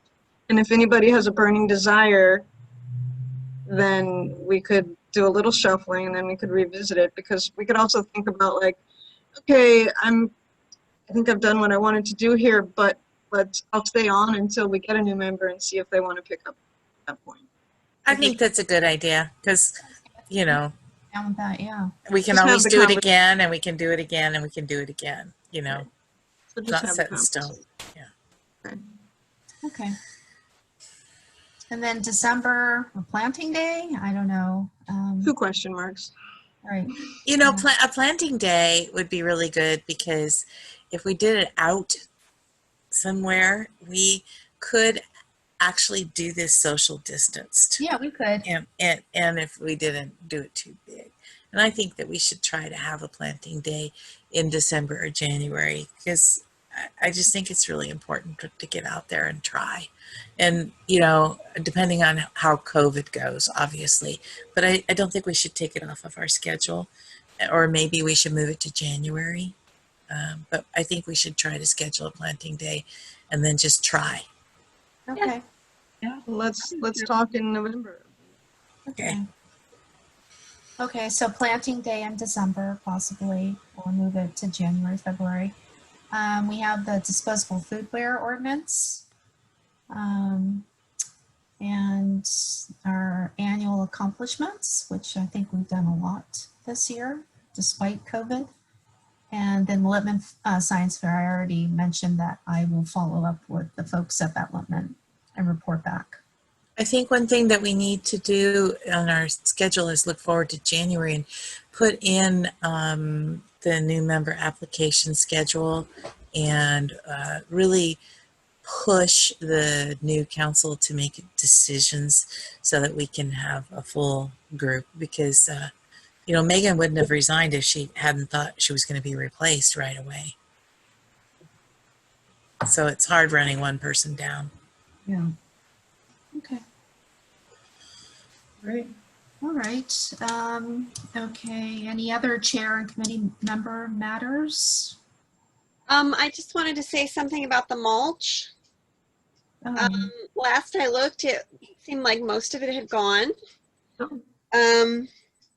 Although I do want to say that it was a little shocking because I didn't find out until after the fact that we had mulch.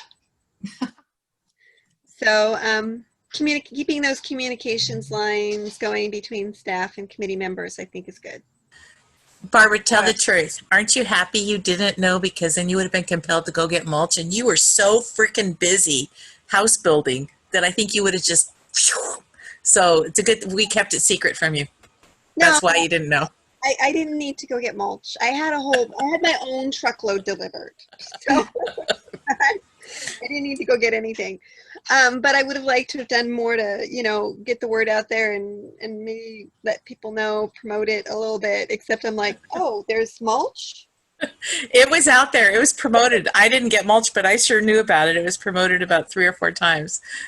It was in the blast, maybe not the start. And yeah, I thought it was your idea and it had kind of languished for a little while and then followed up and we got some mulch delivered. It all happened really fast once I lit the fire. And yeah, I neglected to tell you that your initiation had come to fruition. Is this my cat? Is that what you're laughing at? Yeah, that's your office assistant. Please not show it. Here, show your face. That's fine. Thank you, Magic Mulch Fairy. Okay, so our next meeting is November Hold on, 18th. I just wanted to, Glenn, I emailed you the articles that Barbara mentioned. So Barbara, you don't have to go searching for Oh, emails. super. Thank you. And I also have the brochures that you mentioned for Erin. So I got her email address and I'll email her the Don't Be a Pest and the San Bruno Mountain native brochures. Both of those Great. will be done tonight. Thanks, Bob. You are on it, Bob. I am on it. We'll put Okay, fast- guys, meeting's adjourned, 8:42. Okay. Thank you all. Take Thank care. Thanks, everyone. Bye-bye. Thanks, everyone. Bye.